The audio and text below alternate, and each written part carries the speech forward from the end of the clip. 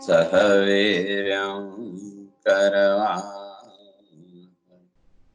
तेजस्विनावधीतमस्तु मा विद्विषावहै।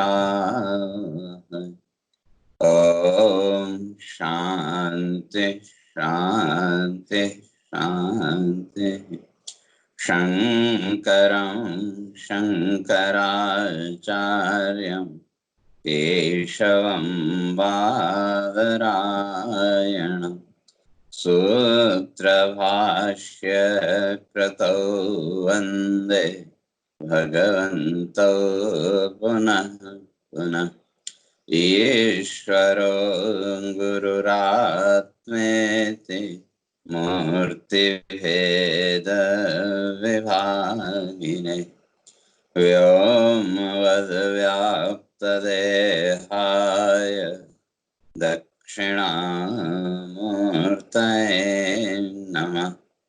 ॐ शान्ति शान्ति शान्तिः।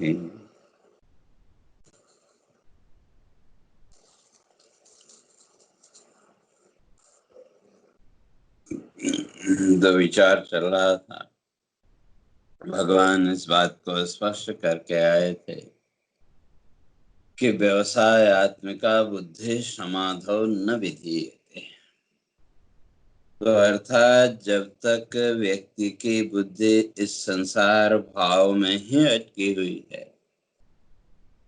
तब तक वो वास्तविक समाधि की स्थिति में नहीं पहुंच सकता, या दूसरे शब्दों में कहें सहज समाधि की स्थिति। पहले चर्चा करके आए थे कि जो भौतिक जगत में जो समाधि प्राणायाम आदि के द्वारा समाधि भाव में आप चले तो, लेकिन संसार की वृत्तियां वहां नष्ट नहीं हुई। संसार वृत्तियों को थोड़ी देर के लिए पॉज कर दिया,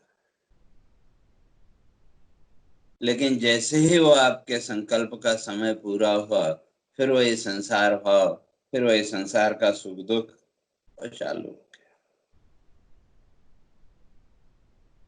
लेकिन जो सहज समाधि है, वहां इस प्रकार का कोई भाव नहीं। और कल इस बात की चर्चा करके आए थे, अगर जीवन का विश्लेषण करके देखें, कहीं न कहीं जीवन में वो सहज समाधि की स्थिति है, लेकिन संसार भाव को लेकर, संसार भाव के लिए हमें कोई प्रयत्न नहीं करना पड़ता, एक प्रवाह चल रहा है।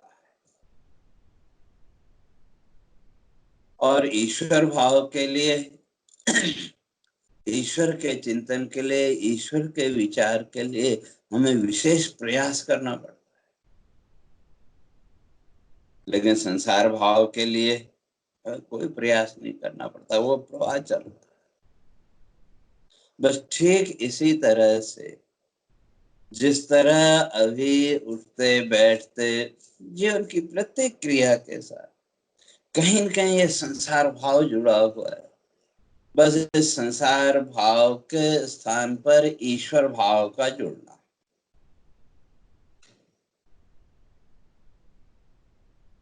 संसार भाव के स्थान पर ईश्वर भाव, और जिस दिन वो ईश्वर भाव कहें, आत्म भाव कहें, ब्रह्म भाव कहें, तो ये जिस दिन प्रवाह रूप से हो गया, तो उस दिन वो सहज समाधि की स्थिति जीवन में आएगी। तो उस सहज समाधि की स्थिति तक जाने के लिए फिर क्या करना पड़ेगा?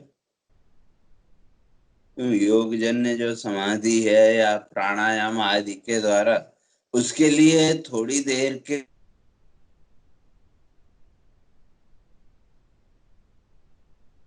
लेकिन जैसे ही वो समाधि का आपका संकल्प का समय पूरा हुआ, फिर तुरंत लौट के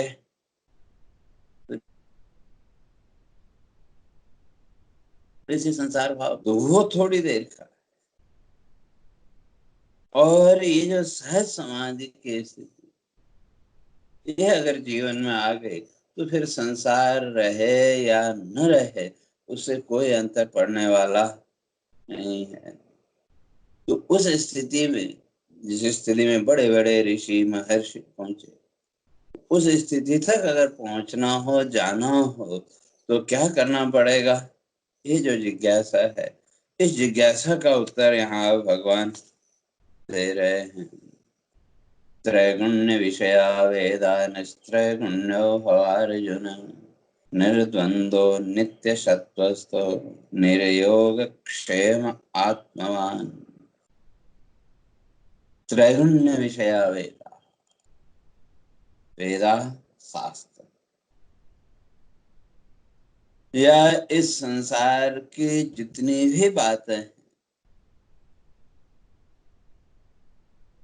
संसार ज्ञान देने वाली जितनी भी बातें, ये भौतिक जगत में बांधने वाली जितनी भी बातें, ये सब भगवान कहते हैं त्रैगुण्य विषया। ये तो तीन गुणों से युक्त है। और ये तीन गुण कौन से? सत्व, रज और तम।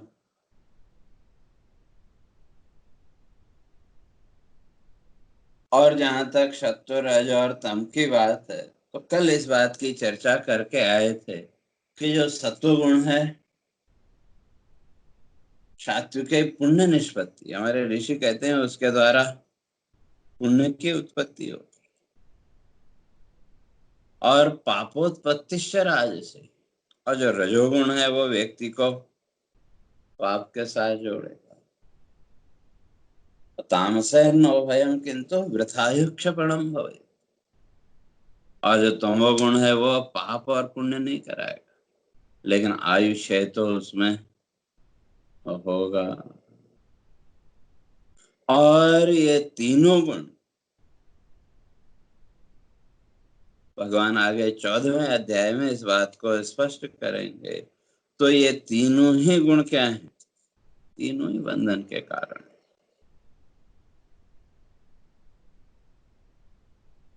और ये तीनों ही आपको बांधेंगे, इस संसार भाव में बांधेंगे। तो कैसे? तो वहां भगवान स्पष्ट करेंगे कि जो सत्वगुण है वो सुख संगेन ज्ञान संगेन च, जीवन में जब सत्वगुण का प्रभाव बढ़ेगा तो वो सत्वगुण आपके जीवन में ज्ञान वृत्ति को प्रकट करे, और उस ज्ञान वृत्ति का फल सुख का भाव। और अगर वहां तत्व चिंतन की प्रवृत्ति नहीं है जीवन में, तो वो ज्ञान वृत्ति के साथ अहंकार, मैं तो ये जानता हूं, मैंने ऐसा कर दिया इसलिए मैं सुखी हो गया। दूसरा दुखी है, क्यों? भाई जैसा मैंने किया वैसा दूसरे ने नहीं किया, इसलिए वो दुखी है। तो अर्थात स्वयं की श्रेष्ठता का अहंकार वहां आ जाए अगर जीवन में तत्व चिंतन नहीं है। और उसी तरह से जो रजोगुण है, भगवान वहां कहते हैं रजो रागात्मकम विद्धि तृष्णा संग समुद्भवम। तो जो रजोगुण है उसमें राग है, अटैचमेंट है। और ये अटैचमेंट अकेला नहीं है, भगवान कहते हैं तृष्णा संग समुद्भवम। और तृष्णा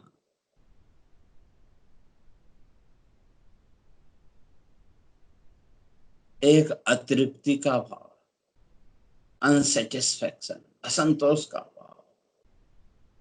जीवन में जो कुछ भी हमको मिला, ठीक है, खुश है, लेकिन संतुष्ट नहीं। यह असंतोष का भाव रजोगुण थे। संसार में जितने भी प्राणी हैं, और ये भौतिक जगत तो मनुष्य जीवन तो रजोगुण प्रधान है। इसलिए संसार में अगर देखो, किसी से भी पूछो, सब कुछ है, यश, वैभव, ऐश्वर्य, पद, प्रतिष्ठा, मान, सम्मान, सब कुछ है। लेकिन फिर भी व्यक्ति के अंदर संतोष नहीं है। कहीं न कहीं एक असंतोष का भाव, एक अतृप्ति का भाव, रजोगुण हुए थे। और जो तमोगुण है, भगवान कहते हैं तमस्तु अज्ञानजं विद्धि, वो तो अज्ञान का ही रूप है। इसलिए प्रमाद, आलस्य, निद्रा भी, तो आपके जीवन में प्रमाद, आलस्य, निद्रा, ये सब गुण है। तो इसलिए भगवान कहते हैं तो ये जो संसार है, सारा जो जगत है, त्रैगुण्य विषया, संसार भी इन 3 गुणों से युक्त। और जो शास्त्रीय बातें, अगर शास्त्र की बात करें तो वो भी इन 3 गुणों से युक्त। स्वर्ग आदि फल की इच्छा, वो भी तो शास्त्रों ने बताई। तो इसलिए शास्त्रों में जो ज्यादा चर्चा है वो रजोगुण और तमोगुण के, और उसके लिए मैं पीछे चर्चा करके आया था कि जो शब्दवाद में बंध गए, जिन्होंने केवल शब्द ज्ञान को ही ज्ञान मान लिया, तो भगवान कह के आए थे वो तो इस संसार में फिर भटकते रहेंगे। अगर इस संसार भाव से, इस भौतिक जगत के सुख दुख के बंधन से ऊपर उठना है, भगवान कहते हैं निस्त्रय गुण्यो भव, इन तीनों गुणों के बंधन से अपने को ऊपर उठा। क्यों? ये सारा जीवन के क्रियाकलाप इन तीनों गुणों के माध्यम से होने वाले। उसके लिए कारण ये तीनों गुण ही है, ये सत्व, रज और तम। इसलिए इस बात को भगवान 14वें अध्याय में क्लियर करेंगे कि नान्यः गुणेभ्यः कर्तारम् यदा दृष्टानुपश्यति गुणेभ्यश्च परम वेत्ति मद्भावं सोऽधिगच्छति।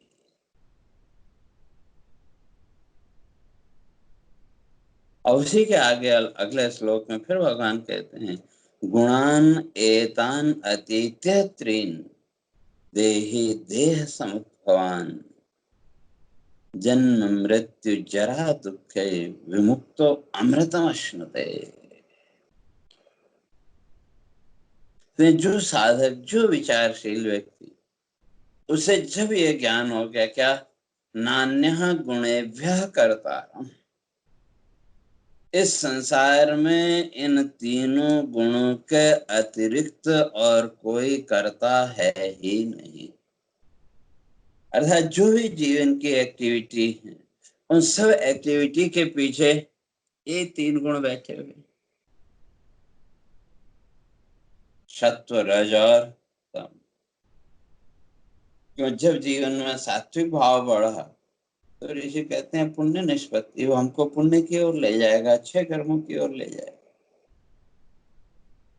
और पापोत्पत्तिश्च राजसे, और जब रजोगुण बढ़ेगा तो पापोत्पत्ति, जीवन में पाप वृत्तियां आएंगी।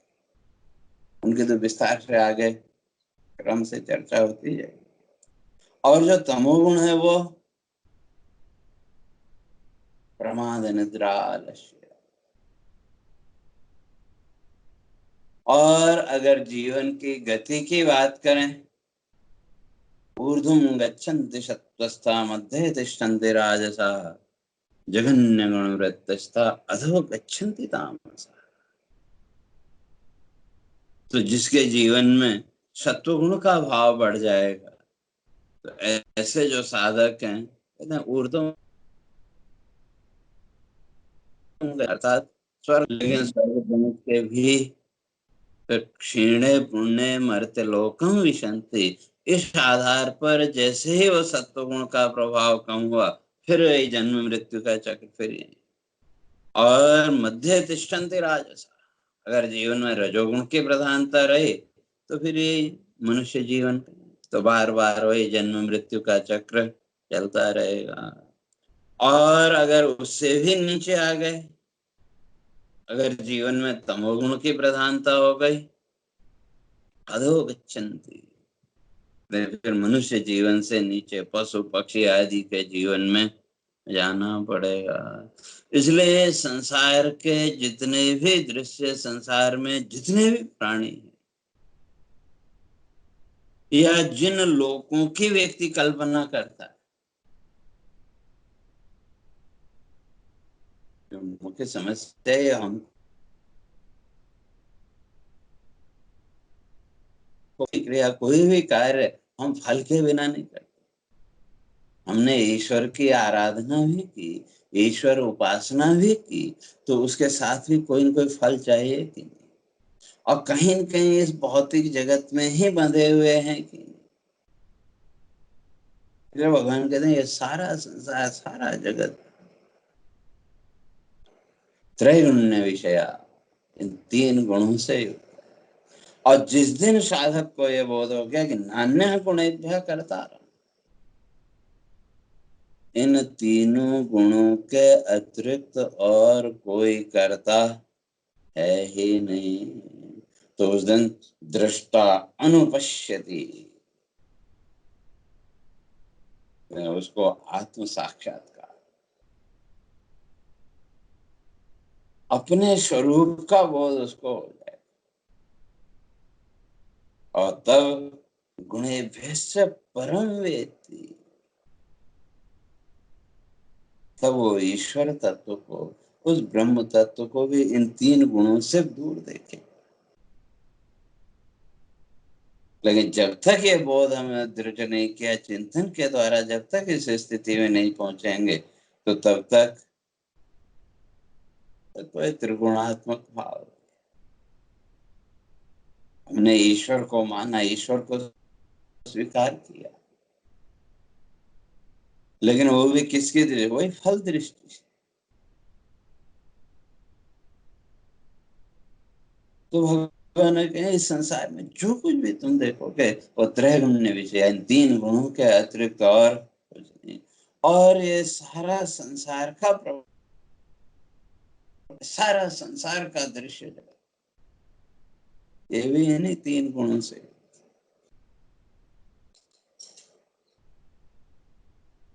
इस संसार में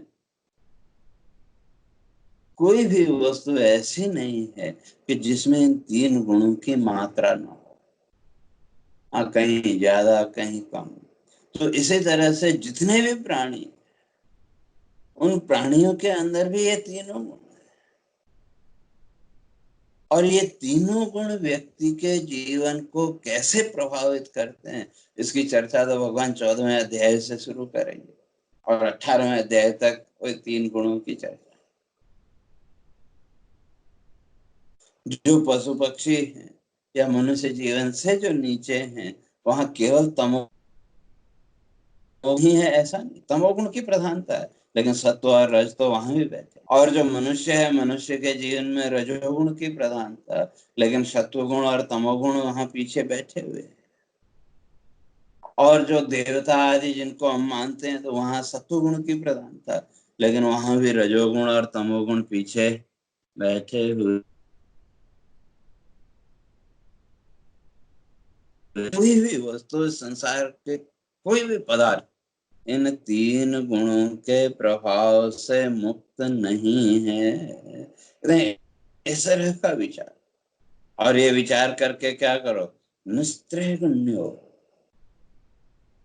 और पहले इस बात की चर्चा करके आए थे कि विचार करना किसका,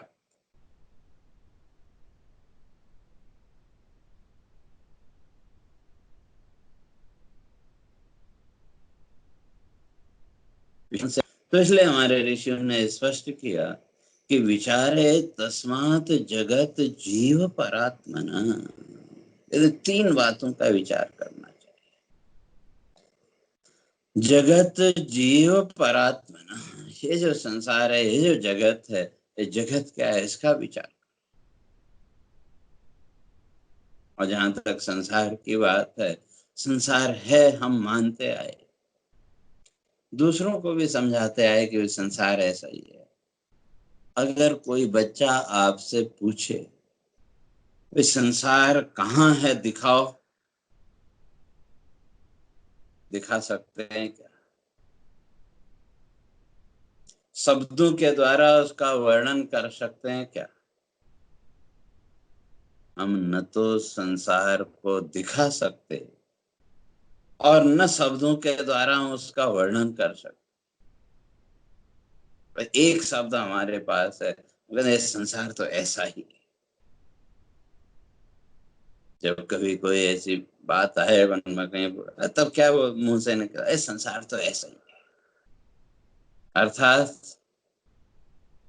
संसार के प्रति उपेक्षा का भाव है। जैसे जीवन के व्यवहार में जिस व्यक्ति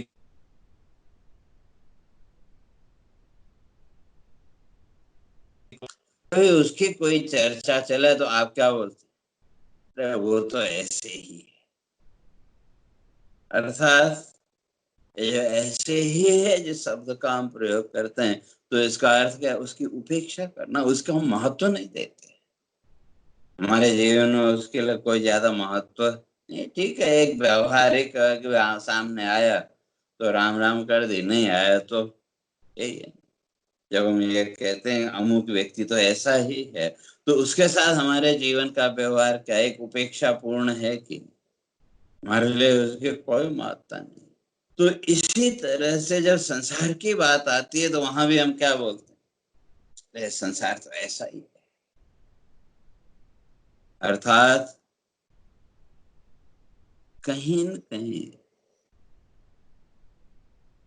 हमारी अंतर्दृष्टि में संसार का कोई महत्व नहीं है, लेकिन अपने मन की कल्पनाओं में हम इतने उलझे हुए हैं, बस संसार को बड़ा महत्व देने लगे। कहीं ऐसा तो नहीं होगा, कहीं ये तो नहीं होगा, कहीं वो तो नहीं होगा, तरह तरह की कल्पनाएं।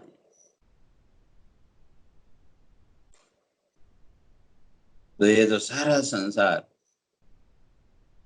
इन तीन गुणों की क्रिया मात्र, उससे ज्यादा और कुछ नहीं। इसलिए भगवान कहते हैं निस्त्रैगुण्यो भव। और आप इन तीनों गुणों से अलग, इसलिए निस्त्रैगुण्यो भव इसका अर्थ है कि अपने स्वरूप को जानो।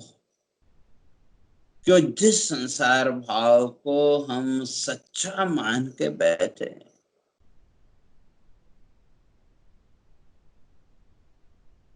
इस संसार भाव में सुख दुख पीड़ा आदि ये सब कुछ है,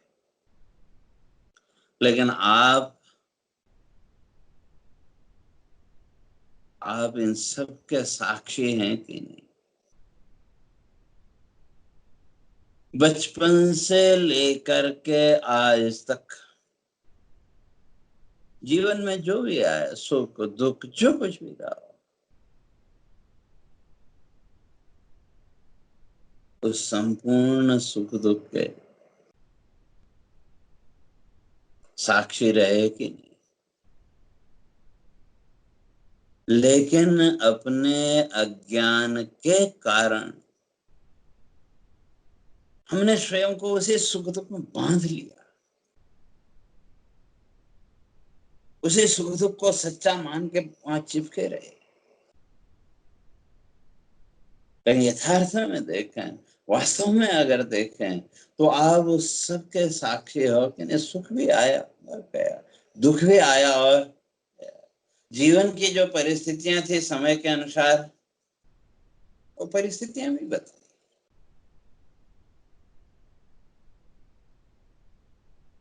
समय के अनुसार वो परिस्थितियां बदली।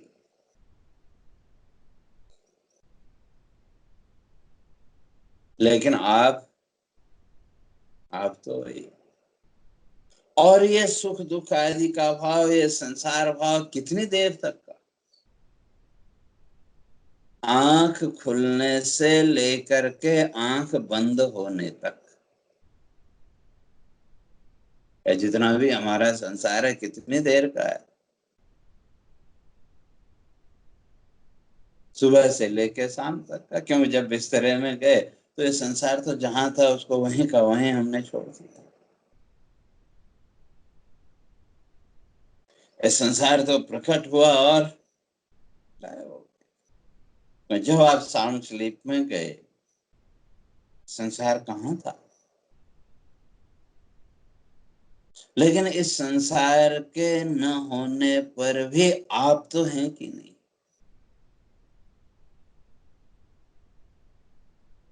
इसलिए यहाँ भगवान कहते हैं कि निस्त्रय गुण्यो भव, अर्थात अपने स्वरूप को जानो। क्यों? निस्त्रय गुण्य, तुम कौन हो? इन तीनों गुणों से रहित सत्व, रज और तम, इन तीनों गुणों से तुम रहित। लेकिन इस संसार भाव ने क्या कर दिया? इन तीनों गुणों ने क्या कर दिया? बांध दिया। सुख संगेन ज्ञान संगेन च। और सत्व गुण जीवन में बढ़ा तो उसने थोड़ा सुख की अनुभूति कराई, थोड़ी भूली बिसरी बातें याद आ गई, या कुछ ज्ञान की बात उस समय थोड़ी देर के लिए प्रकट हो गई। अब चाहे वो अध्यात्म ज्ञान की बात हो या भौतिक जगत की बात हो, लेकिन हमने तो फिर अपने आप को उसी अहंकार में बांध दिया कि मैं तो इतना जानता हूँ, मैं तो ये जानता हूँ, वो जानता हूँ। लेकिन वो सारा ज्ञान अगर कहीं तमोगुण उस समय बढ़ गया तो एक क्षण में सारे ज्ञान की निवृत्ति भी हो गई। तो इसलिए भगवान कहते त्रैगुण्य विषया वेदा, ये सारा संसार, सारा जगत तो त्रिगुणात्मक है। इन तीनों गुणों की क्रिया के अतिरिक्त, इन तीनों गुणों के कार्य के अतिरिक्त ये संसार और कुछ नहीं है। और आप निस्त्रय गुण्यो, आप तो इन तीनों गुणों से एकदम परे हैं। इसलिए निस्त्रय गुण्यो भव, स्वस्वरूपम जानी, अपने उस स्वरूप को जान।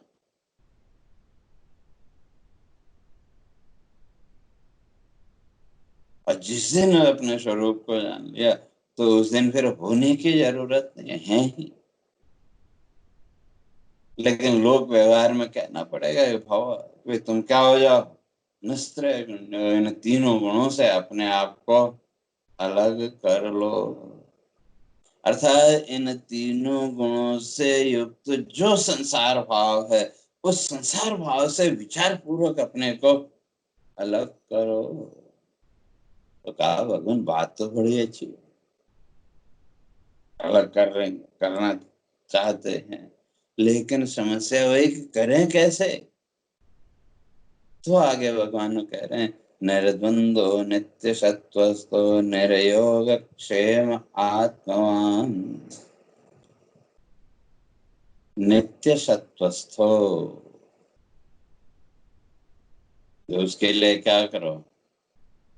नित्य सत्वस्थो, नित्यम सत्वे स्थितो भव। नित्य, वो जो सत्य तत्व है, वो जो परमात्मा सत्ता है, उसमें स्थित हो भव। नित्यम सत्वे स्थित हो भव। और उसका फल निर्द्वंदो, जैसे जैसे उस तत्व की नित्यता, अर्थात वो आत्म नित्यता का भाव जीवन में बढ़ता चला जाएगा, तो उसका फल निर्द्वंदो, निर्द्वंदता, सुख दुख आदि द्वंद्व से आप मुक्त हो जाएंगे। और उसके साथ साथ निर्योग क्षेम आत्मा, योग क्षेम की चिंता से भी मुक्त हो जाएंगे। तो इसलिए सबसे पहले जरूरी नित्य सत्वस्थ हो। ये साधना की प्रक्रिया कि नित्य सत्वस्थ हो। वो जो सत्य अपने विचार के द्वारा, और वही जगत जीव परात्मना, संसार का, जीव का और परमात्मा का, इसका विचार करो।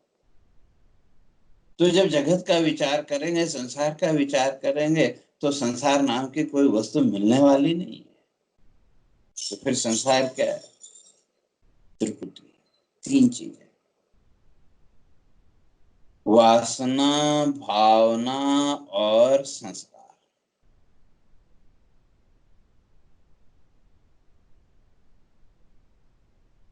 इमोशंस, इम्प्रेशंस एंड डिजायर्स, तीन चीजें, वासना, भावना और संस्कार। तो जो चित्त संस्कार हैं, रजोगुण, सत्वगुण या तमोगुण के जैसे चित्त संस्कार हैं, उन चित्त संस्कारों ने हमारे अंदर एक भाव पैदा किया,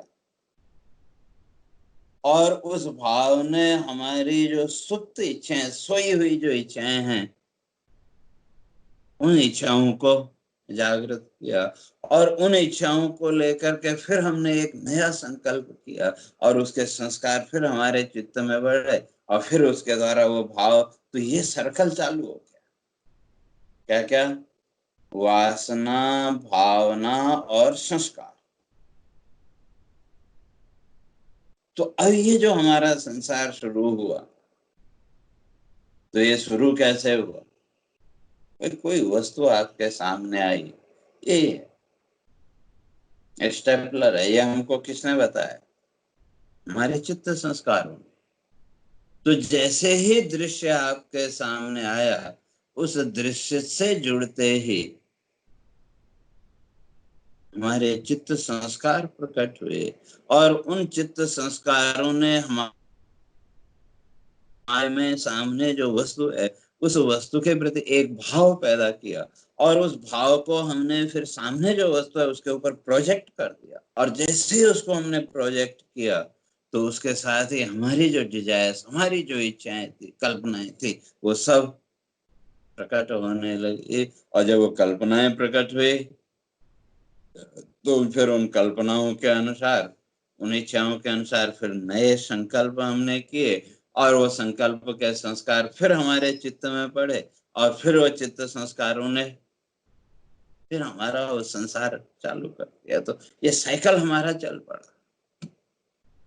इसलिए भगवान कहते हैं, इस साइकिल से अगर बचना है,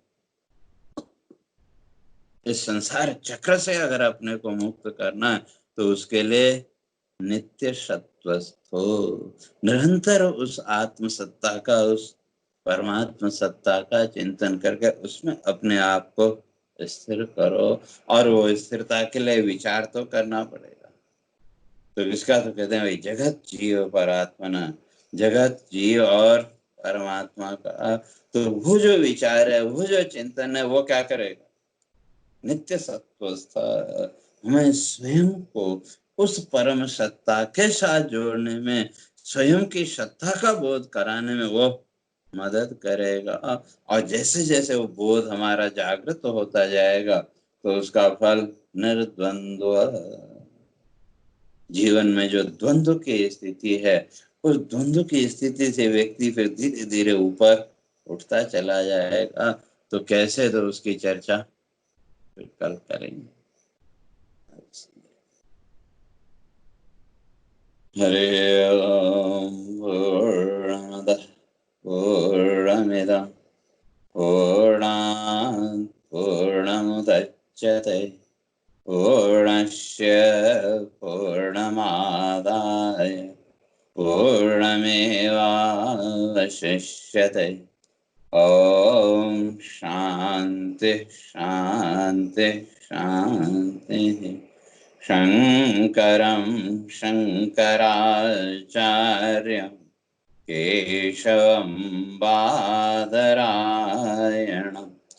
सूत्रभाष्य कृतौ वन्दे भगवन्तौ पुनः पुनः।